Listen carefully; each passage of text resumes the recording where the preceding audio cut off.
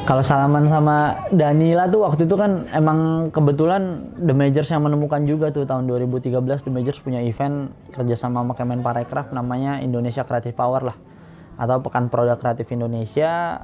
Saat itu kita kerjasama sama Richard Buntario lah untuk dia salah satu sutradara atau director video klip populer lah dulu lah. Richard Buntario menawarkan kita nih ada 3 band waktu itu, namanya gue lupa deh, yang satu lupa, yang 2 tuh Suave sama Danila gitu.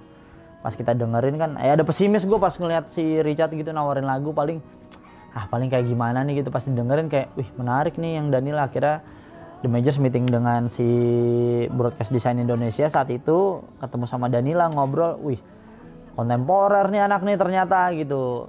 Ya udah saat itu The Majors emang gak memutuskan untuk megang Danila, lebih baik mereka cari manajemen, kita bantu secara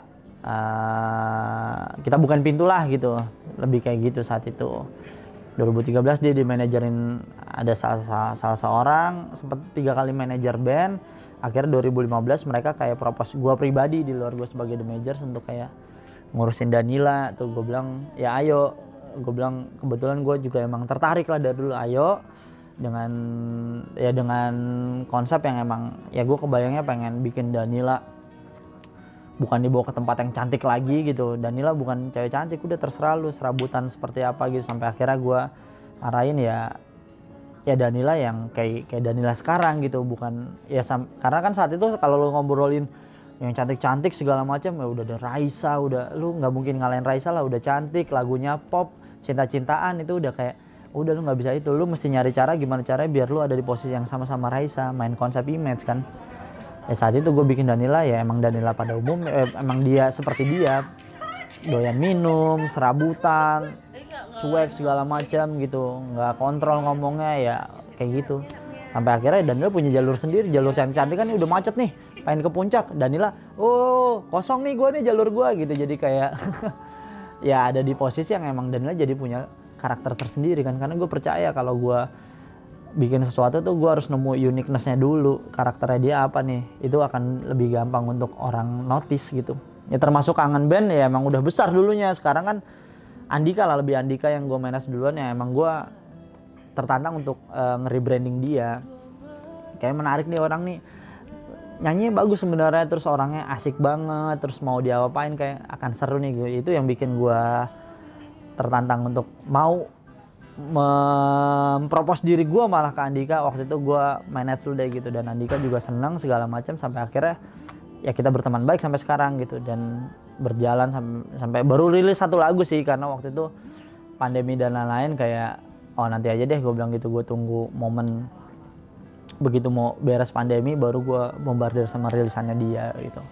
Ya Kangen Band momentum lah saat itu, saat kemarin gue mau bikin Synchronize dan kayak menarik nih ngereuniin mereka gitu. Ya udah gue bikinin mereka reuniin. Belum sedalam itu gue sama Kangen Band sebenarnya, lebih ke Andikanya gue.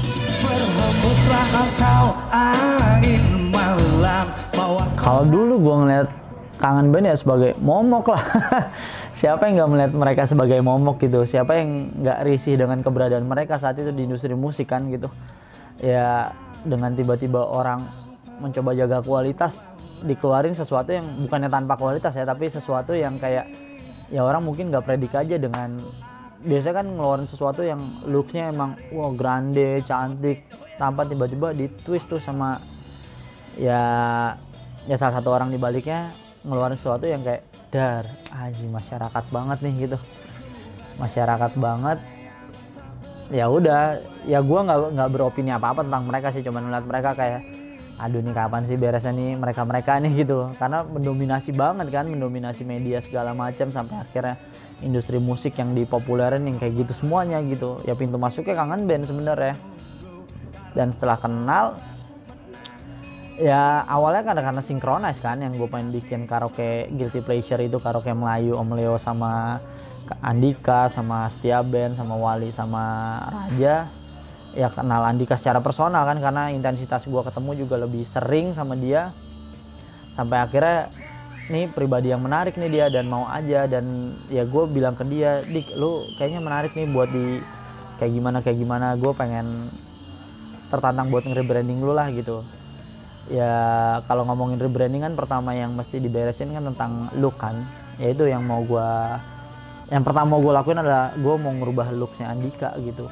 Dengan ya gue pakein dia sesuatu yang kayak emang orang nggak pernah duga dia akan pakai gitu, kayak, dan bukan yang hype beast ya, tapi dia pakai Fred Perry. Ya mungkin lu sebagai anak rockabilly sebel juga ngeliat dia pakai Fred Perry kan.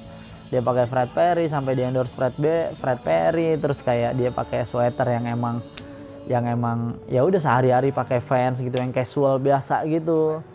Dan ya udah, dan gue setelah dari looks gue merubah dia dari lagu kan, yang dia ngeluarin single yang Tunggu Aku, yang emang bukan dia banget lah, yang bikin orang kayak ini emang Andika yang nyanyi gitu, padahal ya emang bener dia yang nyanyi, kok bisa Andika nyanyi kayak gini. Sampai akhirnya dari lagu gue bikinin dia secara visual lagi, rilis video klipnya. Si Tunggu Aku kan lumayan kontroversi tuh, gue ngebikin video klip yang ya rasa rindu itu milik semua kalangan, LGBT plus segala macam, gue bikin di situ, yang ternyata respon orang, yang tanggapan gue kayak wah ini gila bakal backfire nggak ke Andika, udahlah anaknya juga berani, gue ayo gitu. Ternyata orang malah support.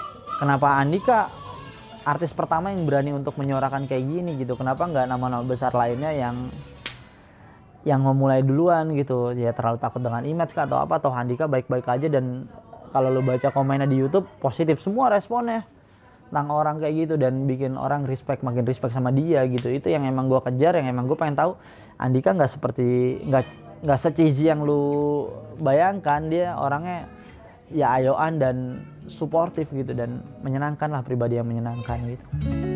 Lama tak jumpa, apa kabarmu? Ku sungguh Kalau masalah negosiasi, dia di tahap yang udah percaya sama gua saat itu.